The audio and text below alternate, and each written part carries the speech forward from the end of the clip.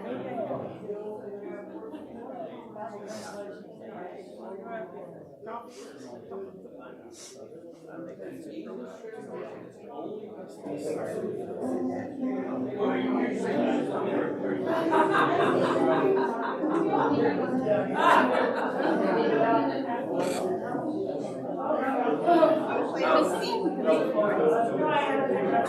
just gonna fall down. We're just gonna there's one right here.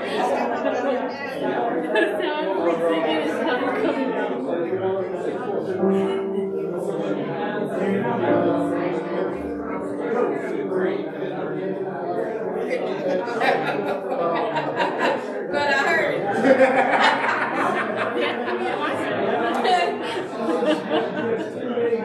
Which I think is great. I told you. I didn't listen to it, but There's a reason. you know, but it's fine. Number 15. 15. All right, we're going to be on number 15 this evening. Number 15. If there's a little close to.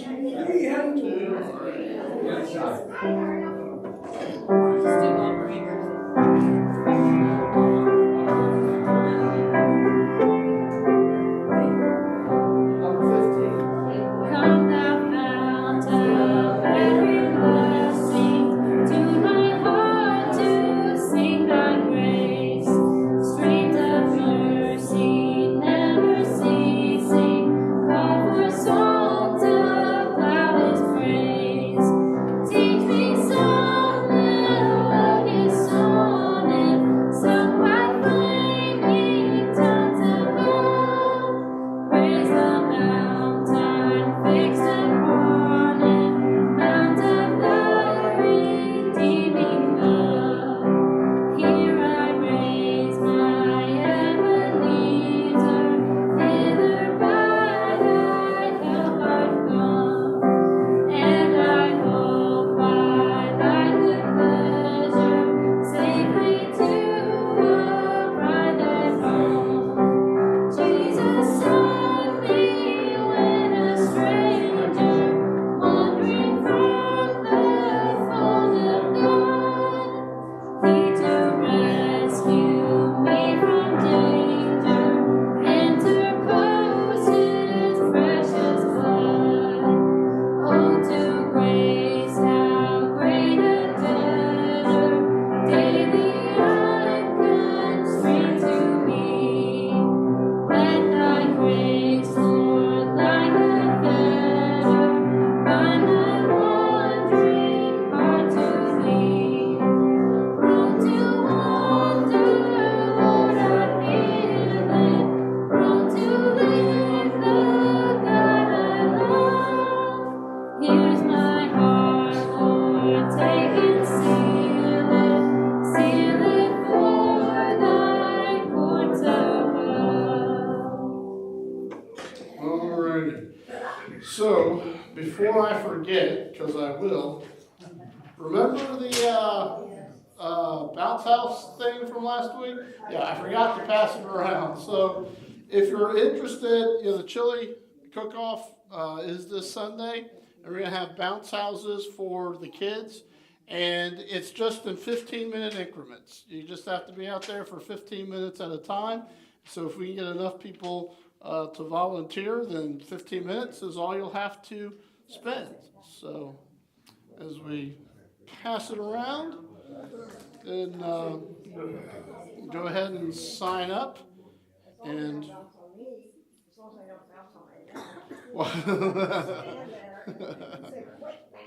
well, hopefully they won't. Don't fall on me, please. Yeah.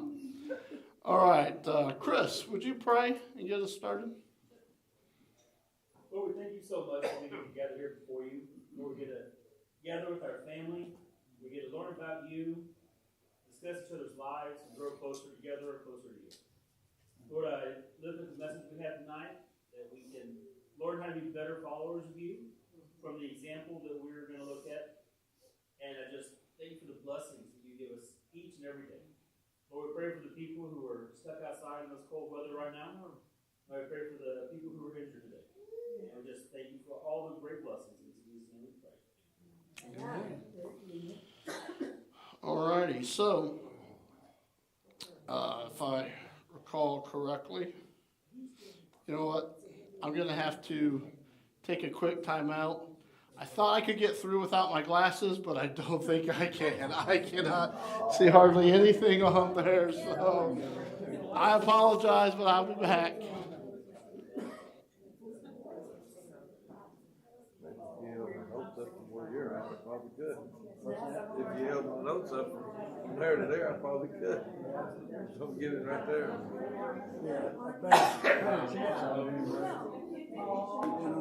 Still good.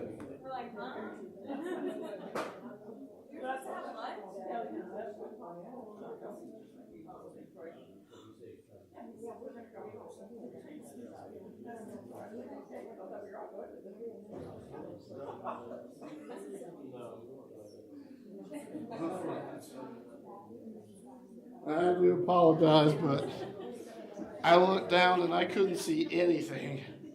Well, I could see it, it's just all very blurred, so.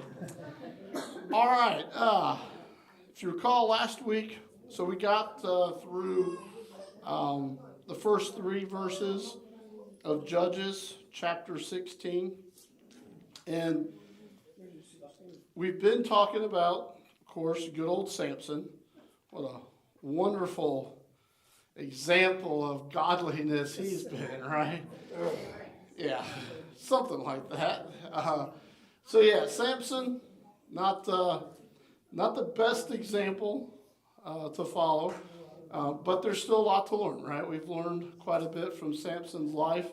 The good, the bad, the ugly, it all is there to teach us something. And so we've seen quite a bit from good old Samson. And so tonight, start off, let's see if we can't get somebody to read Judges 16, verses 4 through 9. After this, Samson fell in love with a woman named Delilah who lived in the Sorek Valley. The rulers of the Philistines went up to visit her and said to her, "Trick him. Find out what makes him so strong and how we can subdue him and humiliate him. Each one of us will give you 1,100 silver pieces." So Delilah said to Samson, "Tell me what makes you so strong and how you can be subdued and humiliated." Samson said to her, "If they tie me up with 7 fresh bowstrings that have not been dried, I will become weak and be just like any other man." So the rulers of the Philistines brought her 7 fresh bowstrings that had not been dried, and they tied him up with them. They hid in the bedroom, and then she said to him, "The Philistines are here, Samson." He snapped the bowstrings as easily as a thread of yarn snaps when it is put close to the fire. The secret of his strength was not discovered. All right. Okay, any thoughts? Verses 4 through 9? Don't you kind of wonder why he wouldn't be kind of wondering? Suspicious? Well, and he's not a quick learner either. This guy. This guy. Yeah. Well, and she repeated pretty much what they said. "Tell me what makes me so strong and how you can be subdued and humiliated." Yeah. She's like, "Hey, big boy, tell me how that hurt you." So he's thinking, "Oh, she just wants to know how I could be subdued and humiliated." Yeah. So I'll tell her what. That's normal. Yeah, that's perfectly normal, right? Yeah. I'm also wondering what kind of bedroom they had that would allow Phyllis, like, a group of people to hide in. Yeah, really. They're on the roof. They're on the roof. Back then they do a lot of stuff on the roof. Yeah, I mean, they could have been on the roof. Could have been in Kids a. always used to be able to hide real well in the house when we played hide and seek. Right. I'm in here. Yeah. And then, but then there was, there probably would have been a smaller chamber off the bedroom, possibly, that they could have hidden in. Or it could have been on the roof. houses were a lot different back then in that part of the world than what we might think of today.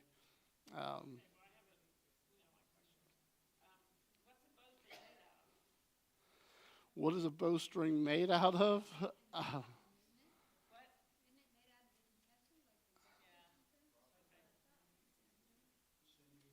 Yeah, something like that. Yeah, yeah, something disgusting. And so, yeah, it was something along those lines. And don't forget, this after this in verse 4 is after he spent a night with a prostitute and ripped the gates off of the city, and then went into the. And so when it says that he took the gate and he went off, he carried it up on top of the mountain, which is opposite of Hebron, it sounds kind of like a strange thing to us, right?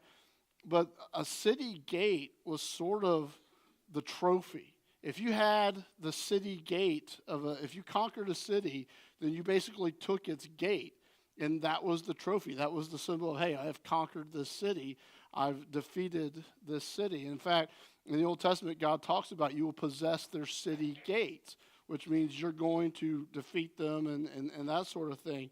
And so when Samson takes this gate up on top of this mountain, this is basically a call to war. This is basically him saying, look, I've already defeated one of their cities, guys. We can do this. And so that's what's triggering these Philistine lords or Philistine kings. They basically had 5 kings. Remember, that was the time of city-states, not nation-states or great empires just yet. So each city basically had a king, and you had those 5 cities of the Philistines, and so they each had a king. And so this is what prompts them to be like, okay, we really got to do something about this guy, like right now, because this is getting, we came here to conquer these people for a reason, right? And this guy's messing it all up. And so he has been basically waging a guerrilla war against them for a while now, and now he's taking their city gates, and it's like, okay, something's got to stop. But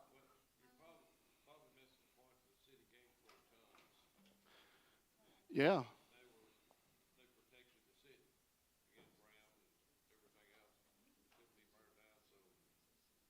Yeah. Yeah, I mean, this thing was huge, and he carried it about 10 miles. Right. Yeah. I mean, he carried it about 10 miles or so, then up on top of the mountain. So, yeah, this was no easy task. This was definitely something that only Samson could have done. And so, luckily for the Philistine kings, Samson is a terrible, terrible picker of women, right? He is a terrible judge when it comes to the female character, and he sees Delilah, and he's like, oh, yeah.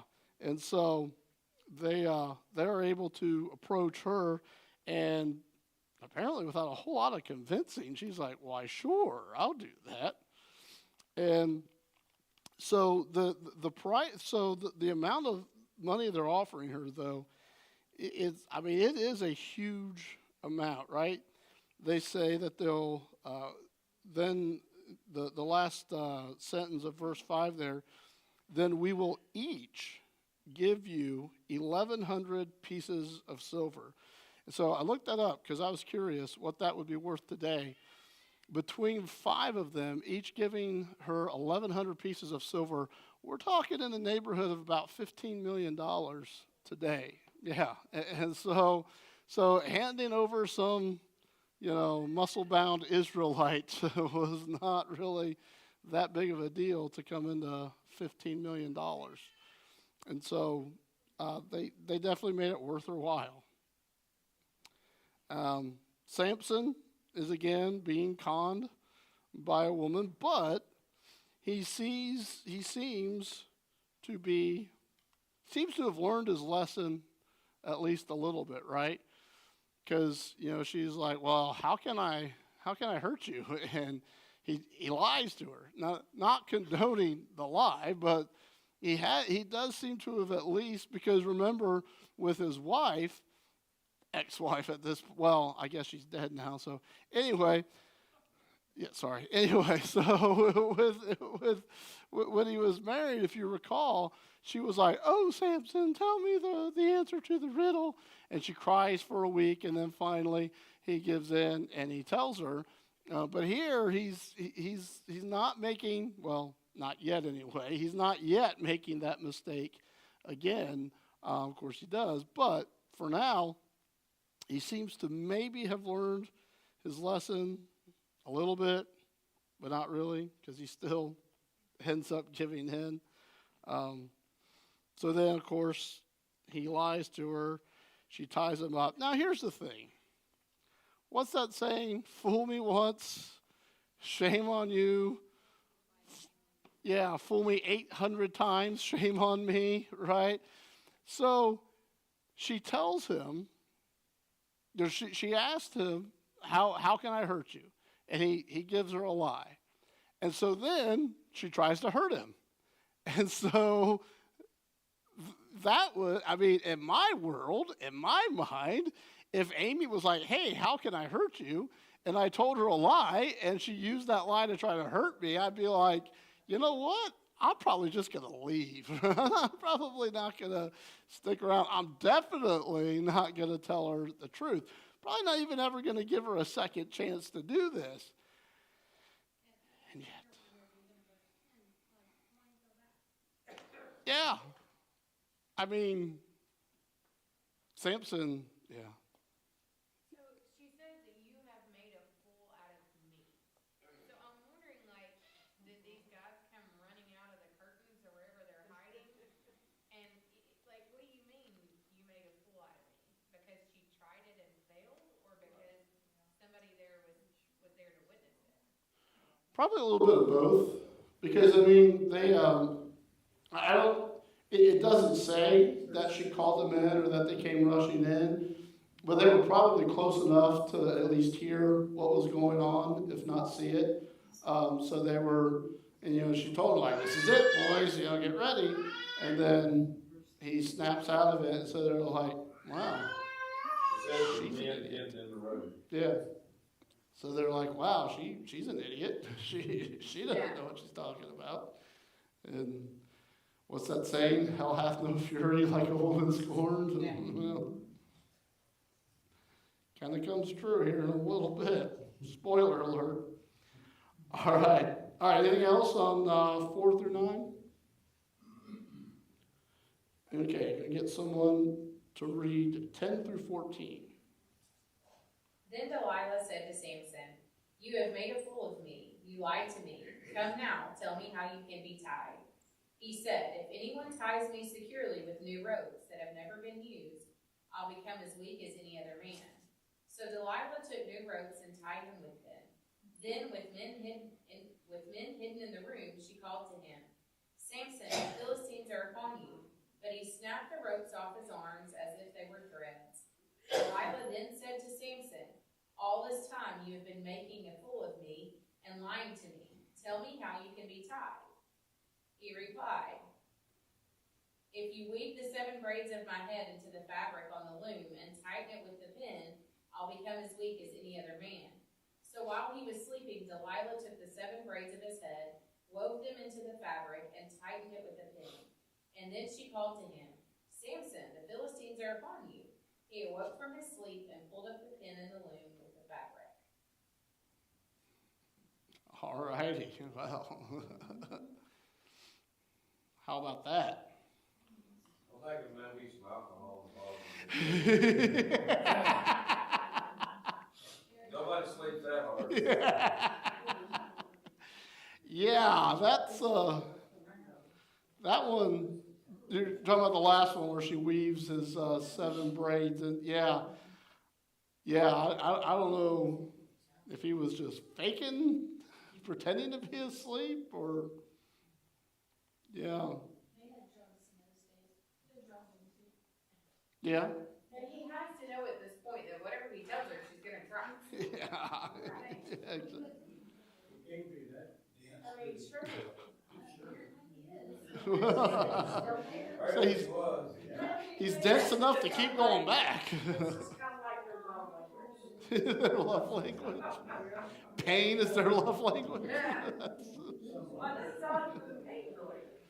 No, but that was her goal. I mean, she even said, hey, I want to cause you pain. How can I do that? Easy now. One of these, he kills the guys that come to attack him, and his goal is guerrilla warfare. It's working really good at this point. Yeah, that's Bringing true. the Philistines to him. Yeah. Do you think that don't you think they stayed hidden? See, from the way it reads, I don't think they're running in there. I think they're staying hidden and waiting to see, If it worked? yeah, if it works or not. I mean, that's the way I read it. I could totally be wrong, but that's the way I read it, that they're staying hidden. It says that my Bible says they are in the room. Now, where, like, I'm sure that the design is very different than what we think of today, but that's why I keep like, I can't wrap my head around where they would be, where they could continue to hide in this room and never be found. Yeah. Well, they also don't say what he did to the men that were trying to get him. Maybe when he ripped the ropes and all that, say, we're out of here. If it's the same guys, they're about as dumb as he is.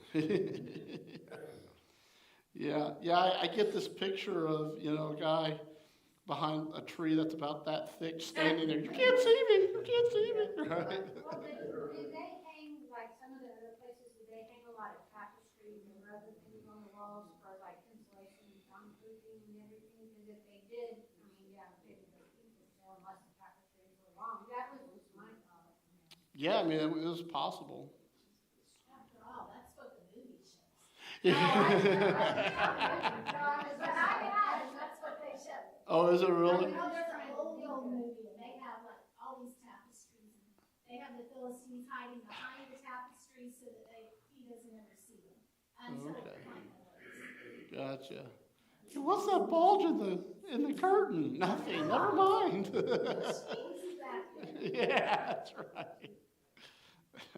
Yeah, I don't see them coming out either. It never says that they do. But, and he responded. When you read it, it sounded like as soon as she said, the Philistines are coming flat, he was already loose. Right. Yeah. It wasn't something he had to struggle with his strength. He was just Yeah, it was bang. bang. So the Philistines probably stayed hidden. Yeah. Yeah, I would have trying to hide a little better. Yeah. I mean, I ain't going out there till I'm sure it's working, right? I mean, But they couldn't even really leave there because they're gonna leave and not be seen. right, yeah. You're just stuck there till he falls back asleep or something. Yeah, after the deal with the jackass jawbone, they're not gonna come out too quick. No. Yeah. He killed 1,000 dudes with the jawbone of a donkey. Yeah. They may be thinking they kept that thing. Yeah, that's right. Maybe it's hidden somewhere in the room. Well, I mean, if they rip out, you can get a hold of a candlestick or anything. I mean, they can jawbone. Right. And Didn't help the lion either, he used his bare hands. yeah, that's right. That's right. So yeah, they weren't coming out. I don't think they were coming out till they were certain it was going to work. All right. Get somebody to read 15 through 22. Then she said to him, how can you say I love you when you won't confide in me? This is the third time you have made a fool of me and haven't told me the secret of your great strength. With such nagging, she prodded him day after day until he was sick to death of it. So I told her everything. No razor has ever been used on my head because I have been a Nazarite, dedicated to God from my mother's womb. If my head were shaved, my strength would leave me, and I would become as weak as any other man. When Delilah saw that he had told her everything, she sent word to the rulers of the Philistines. Come back once more, he has told me everything. So the rulers of the Philistines returned with the silver in their hands. After putting him to sleep on her lap, she called for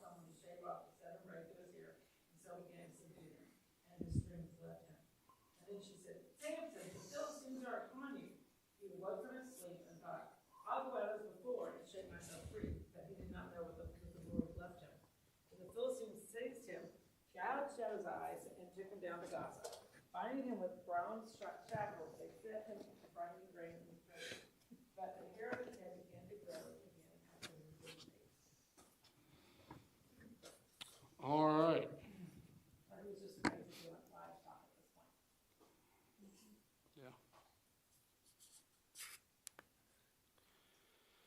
Yep.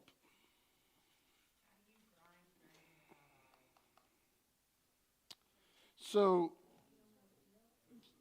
the way they would do it is they would put the grain on a stone, and then there would be a larger stone on top, and usually they would just use like an ox or something to pull the stone around, and so you really didn't need to be able to see. So yeah, they just have him basically attached to it, so that as he pushes it and walks around, he's gonna. Kind of like a mule, but he was the mule, right? Yeah. I mean, they used him like an animal, just grind it and walk it in a circle. Right. Do what? So I think I was thinking way too dramatically. Nowadays, you know. Yeah, this is like 3,000 years Yeah. ago. Sorry. think 3,000 years ago. Got lost in my own way. I hear you. But yeah, so yeah, it was much more rudimentary than what you might think of today. But Be kind of like the somewhat on the order of a millstone that they talk about sometimes, right, upper and lower millstone. yeah. Yeah, once again, Samson is successfully nagged and manipulated. He successfully, I think he's being tested on his patience, because you see this happen again with his wife, his first wife. And then when he gets mad, he like blows up on people and destroys like all their stuff. I think it's a test on patience with him, something he struggles with. yeah, that's a great point. Yeah. Do what? He failed. Yeah, miserably. But we see him doing the same things over and over again, right? With the first wife and then Delilah, see him doing this, and then even with Delilah, he keeps going back or staying or whatever. He keeps making the same mistakes over and over and over again. And that's really easy to seize on and say, wow, what a big dummy doing the same thing over and over again. Oh my goodness, what a moron. And what did you do yesterday? And the day before that, and the day before that, right? I mean, we tend to have that one thing or those two or three things that we do over and over again. And we had even less excuses than Samson had. And yet, here we are, right? So, yeah, it's easy to pick on Samson because he's a really easy target. But don't forget. So why did Samson lose his strength? They cut his hair. His hair was cut. His Yeah, strength but was I in don't his think, hair. I don't think the strength was in his hair. No, it's strengthened out. He violated all three elements of his vow. You're not supposed to cut your hair. And God left Touch him dead animals because he turned from God. and drink wine. Yeah. I would agree. So it was Yeah, it wasn't the hair itself. It was the fact that he basically rejected God. He basically rejected, because again, Samson did not make the vow, right? Samson never took the Nazirite vow. Samson never dedicated himself to God. God dedicated Samson to himself, right? God said right from the very beginning, from conception, you're going to be a Nazirite. In fact, the angel tells his mother, don't you eat any grapes, any fruit, or drink any wine, because right from the very beginning, Samson is going to be a Nazirite. So it wasn't that Samson made himself a Nazarite. God made him that way. And so when he violates all the restrictions of being a Nazarite, he's basically completely rejecting God and turning away from him 100%. I said, I don't need him, I can do this on my own strength. Yeah. And seemingly throughout the time, the only part of the Nazarite, the vow that he kept was the hair. Yeah. And this is the first time that he's mentioned or said that, I was a Nazarite from before I was born, and he's never really even mentioned God before. The only time was last week when we saw him whining about being thirsty, right? That was like the only time he ever even mentions God before this. And that was out of selfish motives there, right? So yeah, Samson. So is it fair to say he wasn't dedicated a Nazarite, but he was raised and grew up and knew what it meant to be a Nazarite? Oh yeah. And he knew he was a Nazarite, even if he didn't go through the official whatever ceremony it was. He still knew. Oh, absolutely. And God said, you are one. So he knew what he was supposed to do. And he didn't do it. Kind of like us. We know what we're supposed to do, but we don't always do it. Yeah. He's so into himself. Well, maybe he thought, since he never really agreed to that, that was what God and his mother. Well,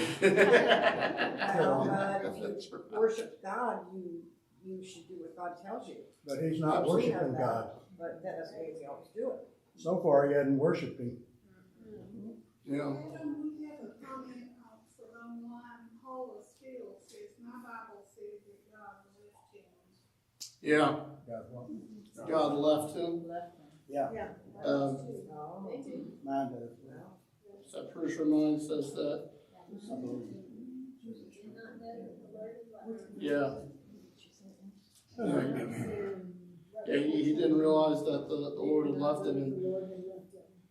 Yeah, because the Lord was his strength, right? I mean, every time we see him doing one of these feats, we're told the Spirit of the Lord came upon him and he did blah, blah, blah. Or, he ripped up the lion, killed people with the jawbone of a donkey, all those things. And so, yeah, when the Lord left him, that's when he became vulnerable. That's when he became wicked. But the Lord left him because, yeah, he had violated all of his vows and turned completely away from God. He's about to be humbled. Yeah. I mean, I get, it's like, yeah, well, what'd you expect? But that's rough. I mean, that is rough, man. I mean, he gets his eyes gouged out and then treated basically like an animal. And I mean, that's not cool. Whatever he did, that's not cool. We're studying in this Bible study about David and how the Lord was upon David, the Spirit of the Lord was upon David, and how many accomplishments David had through the power of the Lord, because his heart was after God. He had a heart for God. Whereas Samson, we never see him at all having any kind of spiritual or affiliation heart toward God.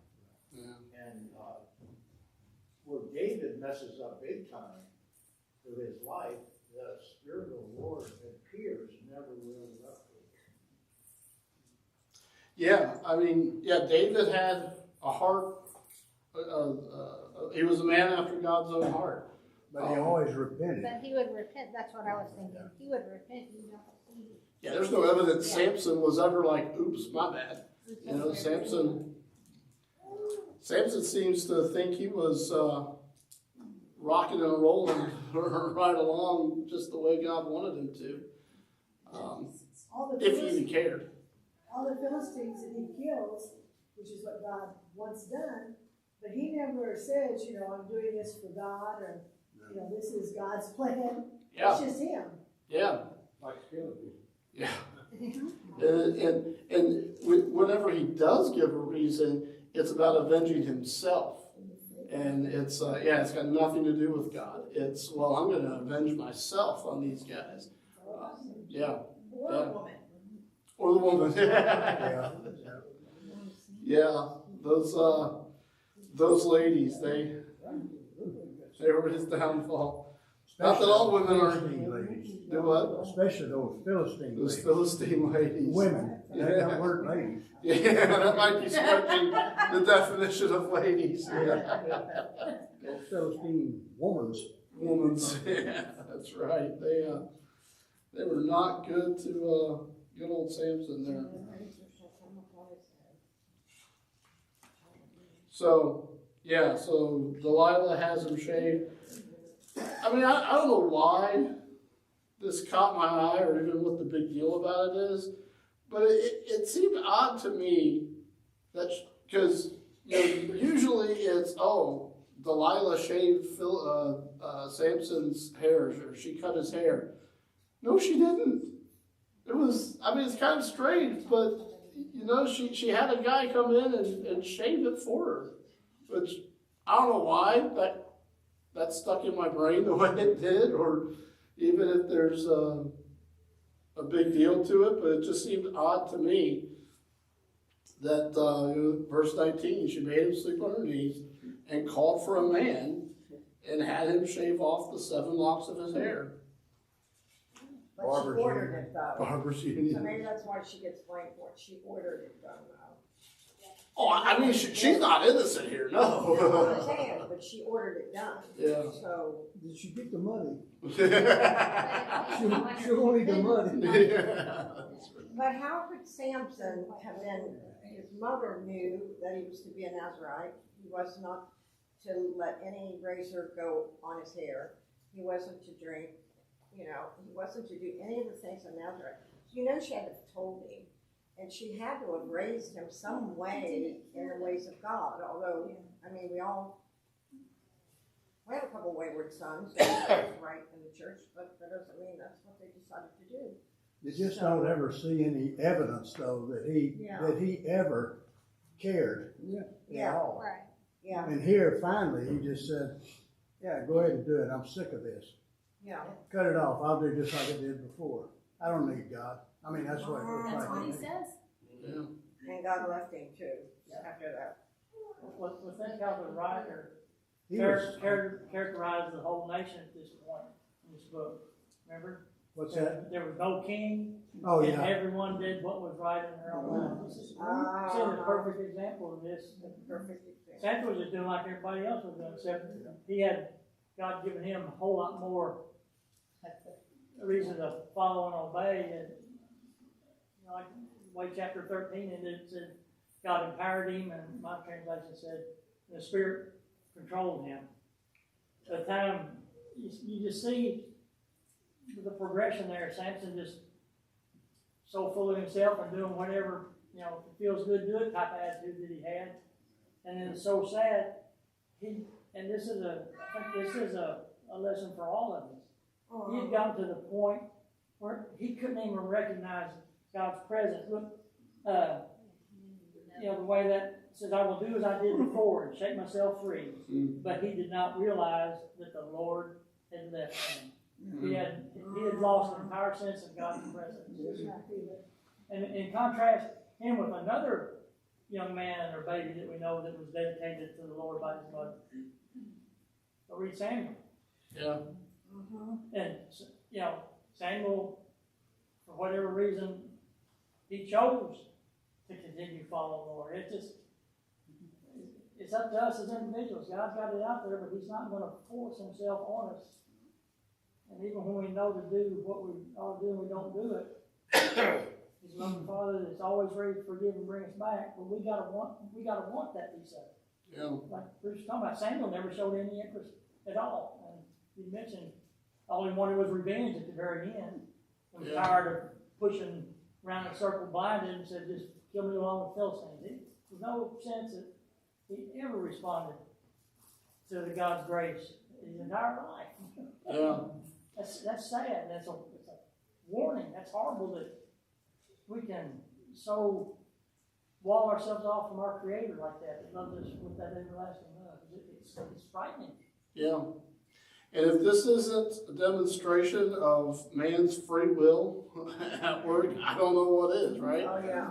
Because, his mother and maybe his father, although Manoah, that goes a little slow. But his mother certainly told him about the angel, certainly taught him, certainly admonished him, hey, this is what you were called to do, this is what you're called to be. In the end, he just didn't care. And I mean, that's unfortunately, I'm sure we've all seen it, right? You have two kids raised in the same house, both part of the church and everything else. One lives it, the other one completely the opposite direction. I can't explain it. It's free will. It's people have that decision and choose to do whatever. And so, and this guy had all the evidence, right? I mean, he saw, he felt, he was part of God working, and he still just, whatever. I think it's sad, we see Samson doing it, and when we do it, or when I do it, when you take, you have the beauty of God, His presence, and all the things of God here, and you trade it for something that's counterfeit and that's cheap. That's, I mean, you think of Esau too in his birthright. My commentary kind of also compares that to the two, but really, you take the things of God and you trade it for a counterfeit, just junk, Yeah. And then the consequences of that, but yet at the same time, God in His mercy, we're still able, He still will forgive us. Yeah. Yeah.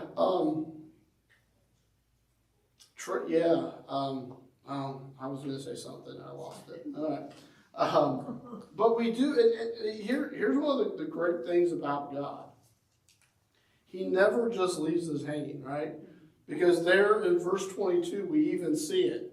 We see, this is, I think Samson would agree, this is the worst moment of his life, right? This is the worst part of his entire life. But verse 22, however, the hair of his head began to grow again after it was shaved off.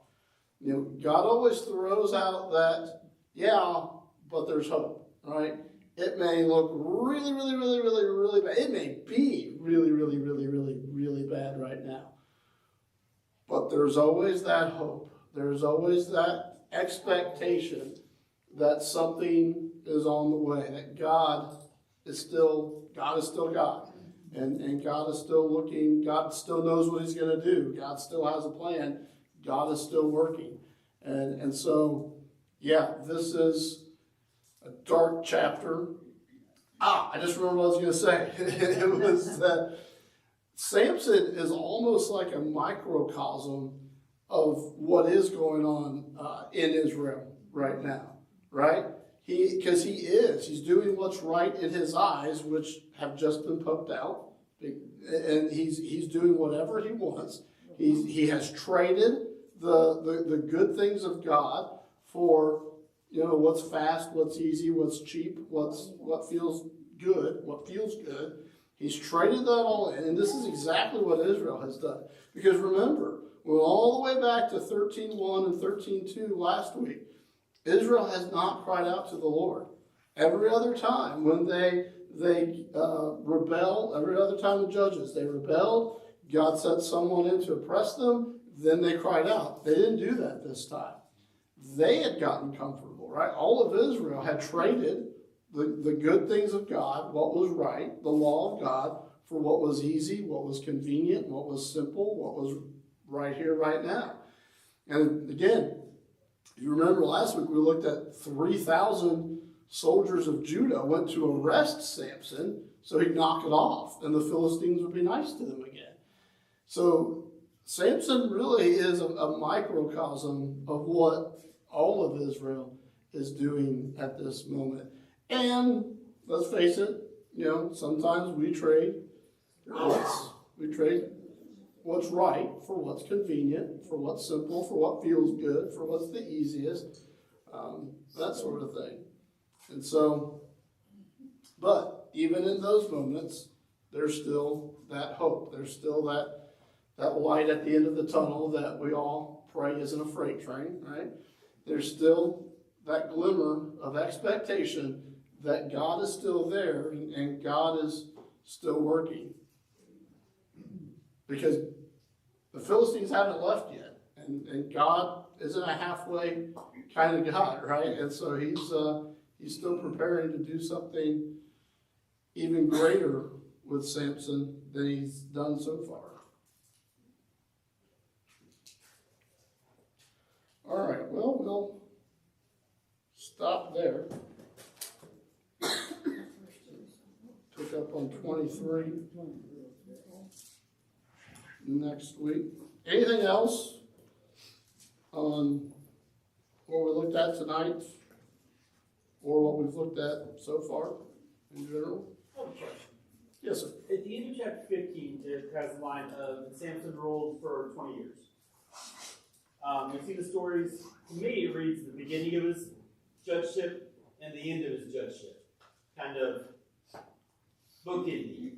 But in the middle, there's 20 years there. Am I reading that correctly? Yeah, there was 20 years where he was judge. Kind of 20 years between his wife and the Delilah incident? Yeah. Not necessarily his life, but from when he started judging. Right. Well, I think he said his wife. His wife, yeah. Yeah, his wife. Right, I thought he said life. No, there was 20 years between when he got married and all that went that, and then Delilah, yeah. And this is during that 40-year period where the Philistines were ruling, right? So they had basically been around 20 years, then Samson comes along, and they're there for another 20 years as he's judging Israel and trying to get rid of them, fighting them.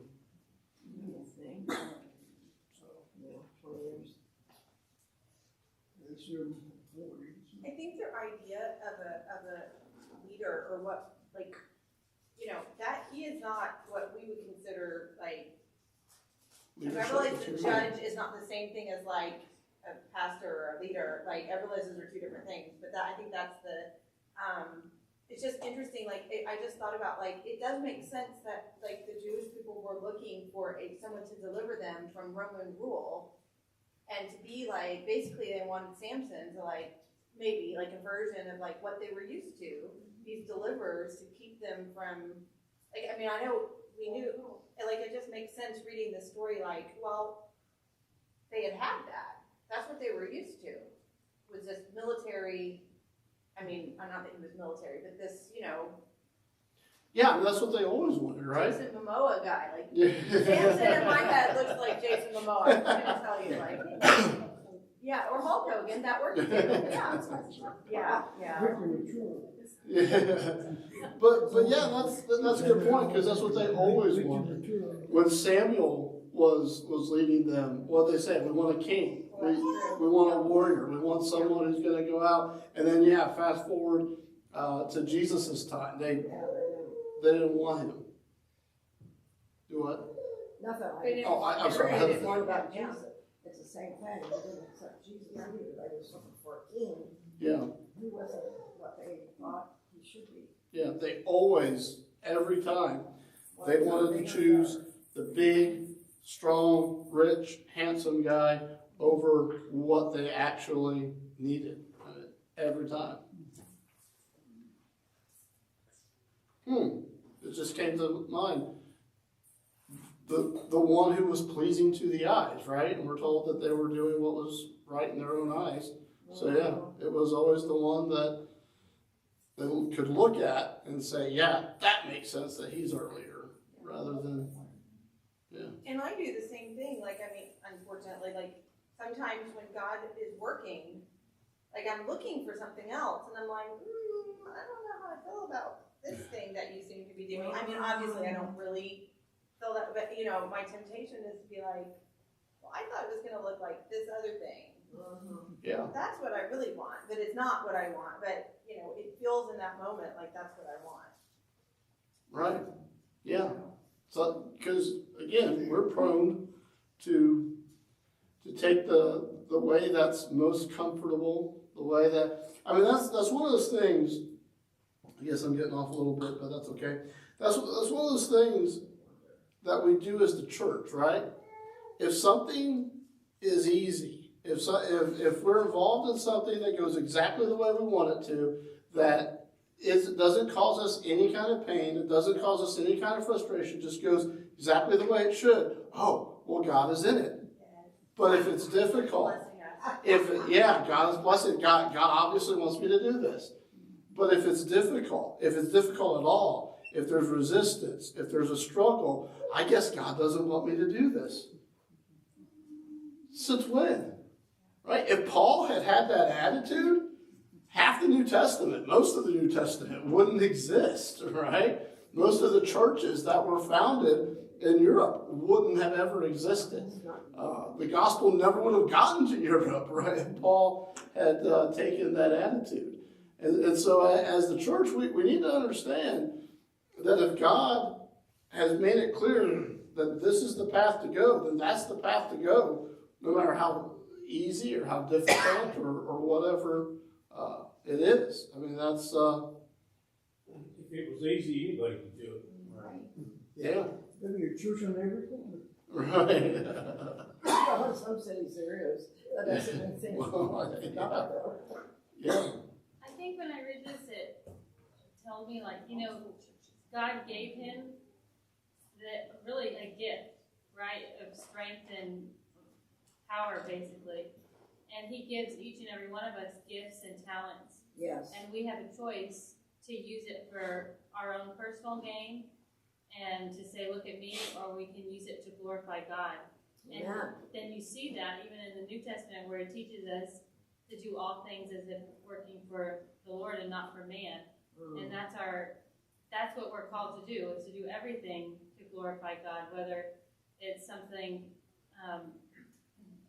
whether it's, preaching, being a pastor, that's your gift, or it's being able to just sit and listen to someone, or, or to write, or, I don't know, you can come up with a lot of different... Clean the toilets. Yeah. The toilets got to get cleaned, right? I mean, that's... Just doing everything to bring God glory and not to say, look what I can do. Yeah. Sometimes you're a lot more thankful for a clean toilet than you are the preacher. I mean, that's... So I think we see that even today, like, I think with a lot of people who become, like, music stars, I guess, a lot of these pop stars get started in church, or they get started in Christian music, and then they get fame, and they just completely forget about the things of the Lord. They're no longer doing it to glorify God, but to glorify themselves and to make money, and they'll say or do whatever they can for that fame. Right. They just totally forget about where it came from. Yeah. And 100%, but I would go a step further too, in that some people just throw that gift away, right? Some people never even use it to enrich themselves or to glorify God. They just waste it. I mean, how many gifts does Paul point out in 1 Corinthians? I mean, there's a bunch of them. And some people just, and he's told that we're all gifted in some way because we all are indwelt with the Holy Spirit. And those gifts come from the Holy Spirit. So we all have something. And so if there's nothing that we're doing in the way of that, then we're doing what Samson does here at the end, right? Just throwing it away. With that, if there's anybody here that loves the Lord and has the gift of playing the drums, please get with us. Well done, Noelle. Well done. That was slick. And we have enough little boys, little toddler boys, we can put them out there. Maybe Liz? Yeah. And you know what? God will ask us sometimes to do things that we don't know we're gifted to do. And you're telling God, this is for personal, you're telling God, I can't do it. I can't do that. No, I can't, but He can. Right. And I've had to do stuff that I never thought I would ever be gifted enough to do. But God said to do it, and so unless you want to be disobedient and say, I've never done that before, and we all say that, I've never done that before, how am I supposed to do that? I've never done that before. You can't do it, but God can do it. You just have to go. When he says go, you gotta go. Okay. Alrighty. All right, well, you ready for prayer requests?